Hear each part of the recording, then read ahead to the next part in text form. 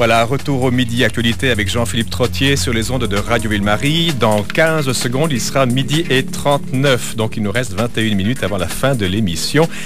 The Artist, ou en bon français, The Artist, tel est le titre bien français donc du film dont l'acteur principal, Jean Dujardin, a remporté l'Oscar du meilleur acteur à la dernière cérémonie des Oscars.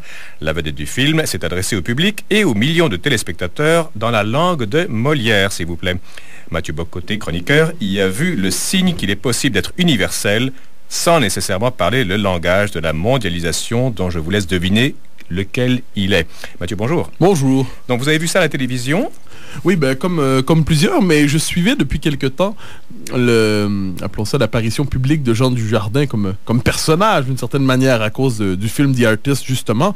On nous le présentait de plus en plus comme un acteur fier de sa francité, oui, ne cherchant pas nécessairement à convertir son capital de crédibilité et de popularité récemment acquis, en fait, au fil des dernières années, en capital hollywoodien. Mm-hmm. Donc un personnage qui d'ailleurs lui-même avait dit, je crois dans un entretien du Figaro Magazine, « Je suis français, fier de l'être, et pourquoi serais-je autre chose ?» Or, il remporte néanmoins, dans la grand-messe du cinéma universel aux Oscars, il remporte le prix, l'Oscar du meilleur artiste. Et là, il y a une scène assez intéressante, c'est-à-dire il va s'adresser à la foule. Il a besoin en fait, premièrement, il est sur le tapis rouge, oui, et il a besoin d'un interprète. C'était pas prévu? Ben, non, mais c'est très, très inattendu. Il a besoin d'un interprète. Ensuite, il va faire ses remerciements et il parle un français, un anglais, pardonnez-moi, cassé, imprécis, tout ça. Et finalement, il finit par parler français en remerciant et ainsi de suite, en français. Alors, première réaction, surtout du Québécois, bien évidemment, qui se fait une fierté de mieux parler anglais que le français. Hein. Il faut bien qu'on ait quelque chose de plus pour nous. Eh bien... Oh, il ne parle pas bien anglais. Comment peut-il aller dans les grandes émissions américaines, Charlie Rose et ainsi de suite, et témoigner ainsi d'une maîtrise si limitée de la langue anglaise? Est-ce que cet artiste, finalement, n'est pas diminué culturellement? J'imagine que les Américains devaient être charmés parce qu'ils ont quand même un rapport avec le français que nous n'avons pas. Nous, le rapport inverse, en fait. Eh bien, voilà ce qui est intéressant. Les Américains, voilà l'altérité. C'est-à-dire, voilà la France, l'autre grande civilisation universaliste de l'Occident. L'Amérique est la civilisation universaliste par excellence, mais la France aussi a des prétentions universelles. D'ailleurs, il y a une grande rivalité, il y a une vieille rivalité de la France et des États-Unis. On l'a vu avec la guerre d'Irak en 2003. Absolument. Hein? Voilà, ça c'était le moment politique de cet affrontement entre deux universalismes concurrents. Mais il peut aussi se donner culturellement, et là on le voit de manière assez intéressante. C'est-à-dire, Dujardin arrive et il ne croit pas se diminuer culturellement en ne jouant pas à l'américain. Maintenant, Mathieu Bocoté, c'est vous qui lisez ça en lui ou c'était vraiment évident?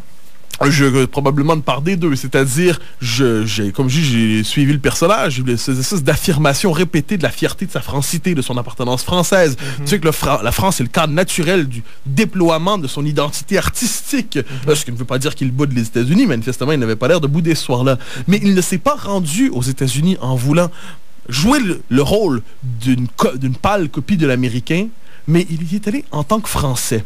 Et moi, ça m'a beaucoup marqué, justement, une espèce d'anecdote qui n'en est pas une, mais plutôt un élément révélateur, c'est-à-dire dans cette mondialisation qui fonctionne véritablement à la pop culture mondialisée, hein, qui ne propose pas le mieux de l'Amérique. Dieu sait que je suis un ami des États-Unis, j'aime la culture américaine, j'aime profondément les États-Unis, je crois qu'ils ont joué un rôle fondamental au 20e siècle. Hein. Si ce n'était pas d'eux, on parlerait allemand ou russe en Europe, ce qui ne serait pas une bonne nouvelle. Ah, mais c'est quand même des belles langues, quand même. Oui, bien sûr. Des langues seulement. Hein. Mais oui, voilà, l'empire par lequel il s'installait l'était un peu moins.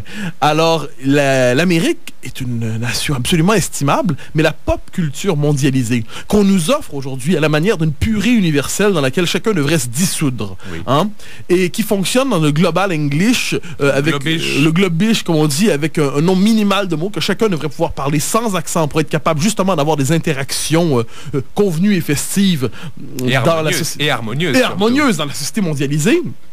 Eh bien, dans cette espèce de civilisation en purée qu'on nous propose, ce qu'on oublie, c'est qu'il existe déjà des cultures et des nations et que la véritable universalité aujourd'hui ne passe pas par le ralliement à cette mondialisation de pacotille, mais la véritable universalité se trouve dans la capacité de découvrir le potentiel d'universalisation de chaque culture. Jean Dujardin, lorsqu'il se présente sans croire qu'il doit jouer le jeu de l'américain typique pour recevoir son Oscar, arrive, il dit « Je suis français et je n'en ai pas honte », tout comme Roberto Benigni il y a quelques années. Il parle italien, lui? Oui, lui est italien, et il est arrivé avec une fierté d'italien, en disant « Bien sûr, je suis italien », ainsi de suite. Et là, aux États-Unis, on peut presque comprendre ça. On trouve toujours ça étrange que les gens ne veuillent pas être américains, mais on l'accepte. Mais ce qui est assez particulier, c'est que du point de vue du Québec, on s'est permis, on l'a entendu à quelques reprises, quelques regards méprisants pour ce Français qui ne réussissait pas à avoir l'air américain aux États-Unis. Pas comme nous autres. Nous qui réussissons aux États-Unis, quelle est notre plus grande fierté, nous Québécois? C'est qu'on ne sache pas qu'on est Québécois quand on va aux États-Unis. Il m'a même pas reconnu. Je parle anglais sans accent. Eh bien, Dujardin arrive et sans complexe. C'est le rapport à l'accent. Il y a quelque chose d'assez révélateur ici. Les Québécois ont un rapport singulier à l'accent. Oui. C'est la fameuse parler anglais sans accent. Moi, j'ai souvent demandé, mais quel accent? Il a mis l'accent. J'ai souvent dit à cette émission d'ailleurs, quand on parle de parler anglais sans accent, de quoi parle-t-on? Il n'y a pas un accent à Londres, au Texas, à New York, à Boston. En fait, on dit que l'accent anglais sans accent, c'est l'accent de la BBC. Oui, ça, je l'ai déjà entendu. Manifestement, pour plusieurs, c'est un accent. Or, lorsque le Québécois dit « je veux parler anglais sans accent », il dit « je veux pas que ça paraisse que je suis Québécois lorsque je parle en anglais. Je veux disparaître derrière une élocution parfaite qui masque mes origines honteuses. » Eh bien, on voit là un acteur manifestement de dimension mondiale, un personnage assez remarquable, qui a un talent de caricaturiste noté, et qui, lorsqu'il arrive... je l'ai dit dans la grand-messe du cinéma universel, ne croit pas nécessaire de se dissoudre et croit même normal d'avoir un interprète, comme quoi toutes les cultures ne sont pas interchangeables et comme quoi parler dans sa propre langue ne doit pas être vu comme un handicap. Ça ne veut pas dire qu'on va pas parler dans la langue de l'autre, on va dire « Hi, how are you ?» et ainsi de suite, mais lorsque vient le temps de livrer l'essentiel de ce qu'il doit dire, eh bien, il se réfère à son propre univers de référence et personne ne le conteste s'il le fait de manière décomplexée. Mathieu Bocoté, votre accent anglais, quand vous avez parlé, c'est l'accent du plateau? Non, pas vraiment, c'est l'accent de la Rive-Nord de Montréal. Vous avez parlé de culture. C'est un mot que tout le monde emploie, et puis bon, à toutes les sauces. Comment est-ce qu'on peut définir une culture? Nous, au Québec, c'est la langue qui est le principal marqueur, avec le catholicisme naguère. Une culture, maintenant, comment appréhendez-vous ce mot-là? Comment est-ce que vous le définissez? De manière très générale, je dirais que c'est un mode d'appréhension singulier de notre humanité. Oh là là, c'est compliqué ce que vous dites. Mais pas tant que ça. C'est-à-dire, nous n'accédons pas immédiatement à l'humanité. Nous ne sommes pas immédiatement humains. Nous accédons à notre humanité par la médiation d'une culture, d'une appartenance. Donc, je suis humain en tant que Français, en tant qu'Italien. Donc, je ne suis pas humain, un point, c'est tout. Mais c'est-à-dire, bien sûr que je suis humain. L'aspiration d'une commune humanité transcende les cultures, mais n'abolit pas les cultures. Et c'est un espèce de débat de l'universalisme qui traîne dans la modernité, en fait, qui traîne dans la modernité depuis le 17e siècle. Et on y viendra à la fin, là aussi. C'est-à-dire, comment définir notre universalité? Est-ce que nous sommes d'abord humains et ensuite notre appartenance culturelle est accidentelle? Ou est-ce que c'est à partir de notre appartenance culturelle et historique que nous accédons à une part d'universalité? Dans ce débat, je fais partie du deuxième camp. Oui, pourquoi? Parce que ces cultures sont justement celles à partir desquelles on peut appréhender les sentiments fondamentaux. À partir d'une langue, on est capable de baliser un imaginaire, on est capable de baliser un espace mental. À partir d'une culture, d'une tradition, on a un rapport singulier à l'autorité, on a un rapport singulier à la transmission de la connaissance, un rapport singulier à la transmission culturelle. Une culture, ce n'est pas que des chansons, ce n'est pas que du folklore, c'est presque un univers mental, c'est un imaginaire dans lequel on habite et par lequel on accède à l'humanité. C'est un climat. Oui, c'est une belle manière de le dire. C'est un climat, je dirais, c'est un substrat et un climat. Un substrat, voulant dire. C'est-à-dire que l'homme naît dans un monde qui le précède et qui lui survivra. Oui. Donc, pour véritablement se civiliser, l'homme ne doit pas rester dans sa pureté virginale. Il doit s'inscrire dans une culture qui va l'humaniser, qui va lui transmettre un univers, des références, qui va lui apprendre ce que veut dire vivre en commun. Donc, vivre l'apprentissage de la cité. Je découvre à travers cette culture le fait que je partage des références, je partage un destin, je partage des obligations civiques. Donc la culture est Fernand Dumont aussi, un des plus grands philosophes et sociologues québécois, et probablement un des grands esprits du 20e siècle. Fernand Dumont, vous dites, hein? Oui, le sociologue québécois, mais aussi philosophe de vocation d'une certaine manière, et pas seulement un grand esprit québécois, mais probablement un grand esprit à la grandeur de la pensée, universelle, à la grandeur de la pensée occidentale, a placé la question de la culture au cœur de son œuvre. Qu'est-ce qu'une culture? Comment comprendre l'institutionnalisation d'une culture? Et il en arrivait à cette conclusion que la culture était une référence. Une référence, c'est-à-dire un espace de déploiement imaginaire, symbolique, à partir duquel nous accédons à notre propre humanité. Et ça me ramène à ce petit événement qui n'est pas anecdotique d'Hollywood, des Oscars. Qu'est-ce qu'on a vu là?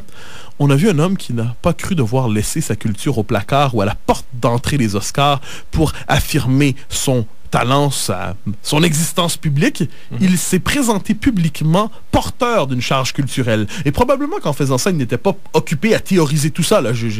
C'est vous qui explicitez tout ça en fonction de votre background, de votre grille de lecture québécoise. Bien évidemment, mais pas seulement. Je crois que c'est le travail de l'intelligence, quelquefois, ce n'est pas de prêter aux gens des intentions qu'ils n'ont pas, mais c'est d'expliciter des sentiments qui ne sont pas parvenus au niveau de la pensée. Mais qui sont les vôtres, et qui sont les vôtres, ceux de votre culture, en fait. Oui, mais qui donc sont... Votre Jean Dujardin, c'est un anti-québécois. C'est pas un anti-québécois, mais c'est certainement pas un Québécois. C'est-à-dire, on n'a pas besoin d'être anti-québécois pour ne pas être québécois. Dans le sens anti, dans le sens de positif et négatif. Oui, je crois qu'on peut le prendre à la manière d'un miroir pour nous regarder. C'est-à-dire, quel est le problème des Québécois? Héritiers d'une culture dont ils ne veulent pas, celle qui vient d'avant 1960, se réclamant d'une culture inachevée et inaboutie, celle de la Révolution tranquille. Ils se font pourtant une fierté de leur identité, sans pourtant être capable de la nommer et encore moins être capable de l'assumer. Et pourtant, on dit du Québec que c'est un petit paradis culturel en Amérique. Très grande créativité ici, sans aucun doute. Ce qui est juste, voyager un petit peu ailleurs. On est bien ailleurs pour d'autres raisons, mais ici, il y a, je crois que oui. Un foisonnement culturel. Bien évidemment qu'il y a un foisonnement culturel. Mais voilà néanmoins une culture qui peine à dire son nom. Voilà une culture qui peine à nommer ses sources, les sources qui l'irriguent. Voilà une culture qui peine à nommer quelquefois jusqu'à ses origines. Et il y a quelque chose d'assez singulier que dans cette nation qui a trouvé dans la culture sa raison d'être, eh bien, elle peine à expliciter ce fond culturel. Elle peine à expliciter les sources civilisationnelles de cette culture, ce qui fait en sorte que lorsque vient le temps de la défendre, il nous manque toujours les fondements intellectuels qui permettraient de mener cette défense. Si je simplifie un peu ce que vous dites, Mathieu Bock-Côté, comme on n'arrive pas à nommer cette culture qui est la nôtre, on va se catapulter dans l'universalité, dans l'humanisme, dans l'humanité comme ça. Par défaut, en un sens, on se grandit par défaut, si j'ose dire. Mais c'est exactement ça. C'est-à-dire, lorsqu'on accède au monde. Oui. On peut le voir d'ailleurs de deux manières aujourd'hui. Est-ce que le Québec s'exporte ou est-ce que le Québécois se désaffilie en quittant le Québec d'une certaine manière? Est-ce que lorsqu'on porte à l'étranger comment je pourrais dire ça? Lorsqu'on décide de porter la culture québécoise à l'étranger, est-ce que la culture québécoise se porte en tant que expression d'une culture enracinée, émancipée aussi, une espèce d'expérience historique singulière qui est la nôtre, ou est-ce qu'aujourd'hui, lorsque le Québécois, le jeune Québécois plus encore, veut aller à la conquête du monde, est-ce qu'il y va finalement avec son passeport culturel québécois ou est-ce qu'il le garde dans sa poche? Est-ce qu'il décide finalement de se présenter au monde à la manière d'un citoyen du monde exemplaire? C'est un peu ce qu'on nous dit quelquefois. Le Québécois se distingue par son ouverture, par son universalité, par son cosmopolitisme. Se distingue-t-il aussi par la capacité d'assumer une certaine appartenance, une certaine origine, une certaine mémoire, une certaine culture? Est-ce que le Québécois, lorsqu'il se présente dans le monde, cherche à se dissoudre dans la mondialisation ou est-ce qu'il cherche à la nommer à partir de sa propre réalité? Vous vous souvenez, Mathieu Bock-Côté, de cette remarque de Robert Lepage qui était, je pense, à Londres, enfin en Europe, qui avait dit « À l'étranger, je me sens canadien ». Oui. Alors là, ça illustre ce que vous dites. En fait. Bah oui, très juste, parce que notez bien que c'est... Je reviens souvent sur cette idée, mais il y a un prix à payer pour ne pas être indépendant. Il y a un prix à payer pour ne pas avoir sa propre existence politique. À l'étranger, nous n'existons pas. À l'étranger... Sauf en France, sauf en Catalogne, en Wallonie, oui, en Flandre, mais sur la scène, nous existons dans quelques endroits. Mais en tant que tel, le Québec à l'étranger est un compartiment canadien. Il porte sa propre culture chez ceux qui s'y intéressent, mais le Québec n'a pas sa propre existence politique, sa propre existence dans le monde. Eh bien, j'ai tendance à croire que le fait d'être inexistant politiquement, de ne pas être indépendant, de ne pas être souverain au sens plein du terme, fait en sorte que lorsqu'on veut exister culturellement, on passe par le nom d'un autre. On le voit sur la question de la politique étrangère, quelquefois ça peut paraître banal, mais lorsque la guerre d'Irak en 2003, les Québécois sont les plus nombreux en Occident à manifester proportionnellement par rapport à la population. Il faisait moins 20 ce jour-là, je pense, au moins 14 ou moins quelque chose. Eh bien, pourquoi? Parce que nous disposons, c'est une explication parmi d'autres, nous n'avons pas notre propre politique étrangère, nous ne pouvons pas parler en notre nom, ce qui nous restait, c'était la rue pour manifester. Le seul endroit où on pouvait exister, finalement, puisque nous n'avions pas de gouvernement, c'était la rue pour dire notre propre nom à cette guerre. Eh bien, on pourrait nommer plusieurs autres exemples, finalement, de ce que veut dire ne pas exister politiquement, mais ça nous ramène à la question de Robert Lepage là-dessus. À l'étranger, il se sent canadien. Chez nous, il se sent québécois. Est-ce que la culture québécoise est une culture de consommation locale? Et lorsque nous prenons le bateau pour l'étranger et nous décidons de brandir un autre pavillon, j'ai l'impression qu'on en est de plus en plus dans porté par cette tentation au Québec. C'est pour ça qu'on prend l'avion, non pas le bateau. Ce que vous dites, Mathieu Bock-Côté, me rappelle un mot que vous avez utilisé précédemment, le caractère universel. Il y a deux mots qu'on mélange souvent, c'est mondialisation et universalité. Vous êtes un tenant de l'universalité plutôt que de la mondialisation. Mais qu'est-ce qui rend une culture universalisable? Et là, on posera la question ensuite pour le Québec. Oui, ça, c'est une question qui m'obsède véritablement. C'est-à-dire, dans la manière de répondre à ça, c'est à quelle part de l'expérience humaine cette culture donne-t-elle accès? Est-ce que c'est une culture qui est repliée dans l'entretien d'un folklore? Autrement dit, est-ce que c'est une culture muséifiée qui n'existe qu'à la manière d'une fidélité? Ou est-ce que c'est aussi une expérience de la condition humaine dans sa diversité, dans l'étendue des sentiments qu'elle mobilise, qu'elle rend possible, et ainsi de suite? Donc, est-ce que notre culture nous permet d'accéder à toutes les zones qui composent la condition humaine? Et je donnerai 2 exemples ici qui passent par la télévision. Je suis un fan fini, avoué, de la série américaine West Wing, qui a joué pendant 7 saisons. Je vous en blâme pas. Hein. Une série remarquable. Merci de votre pardon. Peut-être... mais n'abusez pas. Oh, mon Dieu. Non seulement un pardon, mais j'y vois un encouragement secret. Alors oui. Une série remarquable, à la Maison-Blanche en français, 7 saisons qui se passent à la Maison-Blanche et qui montre comment, à partir de la culture américaine, de la civilisation américaine, on peut accéder à la profondeur, à l'épaisseur existentielle, presque spirituelle quelquefois, mais historique certainement, du politique. Oui. Voilà une culture qui, lorsqu'elle se met en scène à la télévision, dispose des moyens matériels, bien sûr, mais aussi des moyens symboliques pour s'instituer et théâtraliser, finalement, à la télévision, dans les grands médias, les grands médias de notre époque, mettre en scène les questions les plus fondamentales qui traversent le genre humain. Qu'est-ce que le pouvoir? Qu'est-ce que la démocratie? Qu'est-ce que le consentement? Qu'est-ce que la fidélité? Qu'est-ce que la loyauté? Donc West Wing, c'est le premier exemple. L'autre, c'est... Eh bien, regardez les séries québécoises. Le repli désolant dans l'intimité. Les séries télévisées québécoises, sauf exception, je pense par exemple à Lance et Compte, première version 1, 2, 3 là, de la fin des années 80, ou Scoop, d'ailleurs, de Régent Tremblay, qui est un auteur assez particulier dont on pourrait parler à un autre moment. Sauf ces quelques moments, la culture québécoise, lorsqu'elle aborde les questions existentielles les plus fondamentales, ne les aborde que sur le mode de l'intimité, que du repli dans l'intime. Le politique, l'espace public, appelons ça les questions fondatrices de la cité, et les sentiments fondamentaux qui sont mobilisés par là et par lesquels on accède à une forme d'universalité. Si on est un peu aristotélicien ici, la cité est l'espace où l'homme s'accomplit, en bonne partie. Mais la culture québécoise est incapable de générer de tels espaces, est incapable de générer de telles œuvres qui montreraient son dédoublement réussi, son universalisation du politique. Je veux bien ce que vous dites.